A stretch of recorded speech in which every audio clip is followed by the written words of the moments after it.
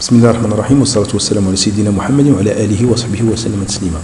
Dans cette leçon, on va voir la différence entre la combinaison et l'arrangement. Contexte, on va utiliser la combinaison, et contexte on peut utiliser l'arrangement.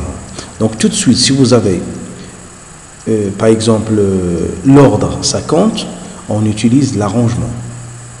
Et si l'ordre ne compte pas, on utilise la combinaison. Donc ici dans la combinaison, l'ordre ne compte pas. Ça n'a aucune importance si vous voulez. Donc commençons par la combinaison. Il se fait de la façon suivante. Et se note comme ça, c'est de n parmi p par exemple.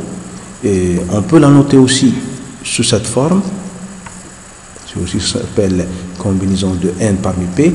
Notez bien que l'élément en haut c'est le plus petit. À l'inverse, ici, l'élément le plus petit, c'est ce qui est en bas. Donc, égal à combien est égal à P,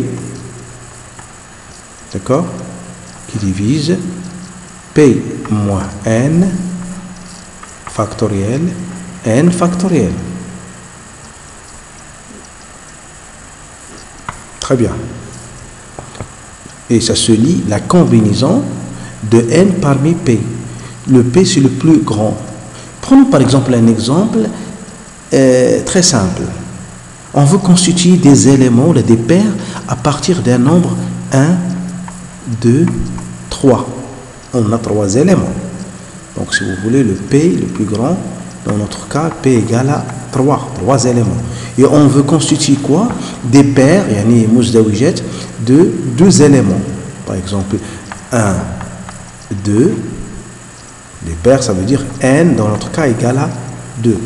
Donc, 1, 2, par exemple, ou 1, 3, ou tout simplement 2, 3.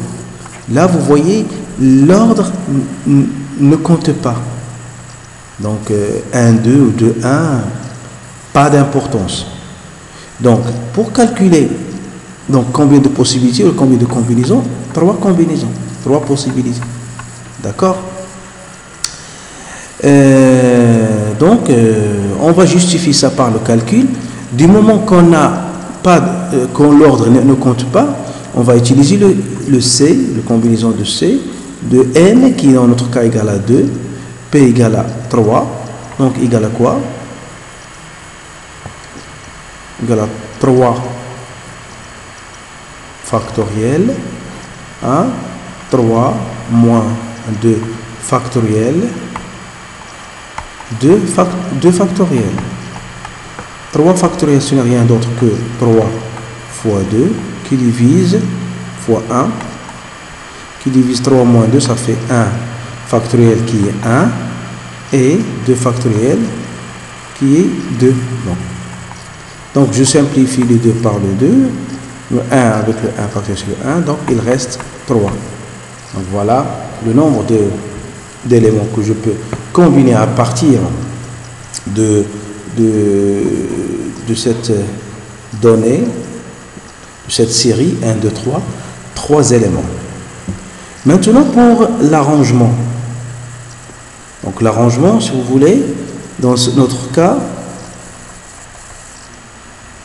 si on a l'arrangement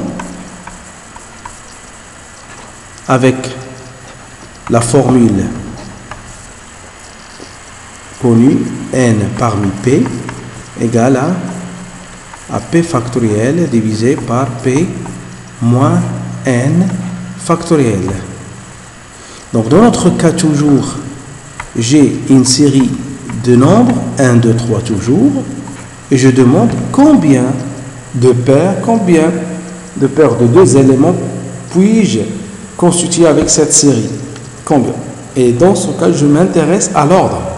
Donc si l'ordre se compte, donc les possibilités que je peux faire avec cette série, c'est 1, 2, 1, 3, 2, 1,